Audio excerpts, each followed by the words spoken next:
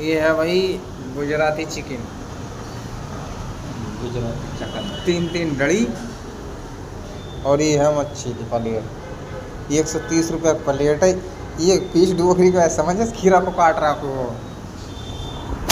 रोटी अभी आई ना, मच्छी साथ छाछ, कांदा प्याज, कांदा कांदा कांदा बोले ही। है। हाँ भाई, मोटे मोटे मोटे मोटे, हाँ छोटे का मोटू छोटे मोटे। भाई मजा आ रहा है गुजरात में। गुजरात में मजा आ रहा। मजा आ रहा है। वैसे तुम बैठ के तुम आया हूँ मैं। सकरा में। जैसू ना रहे सीमेंट ढूंढ रहे हो मोटरसाइकिल को, ऐसा मैं तो बैठ के आया भाई। सकरा में।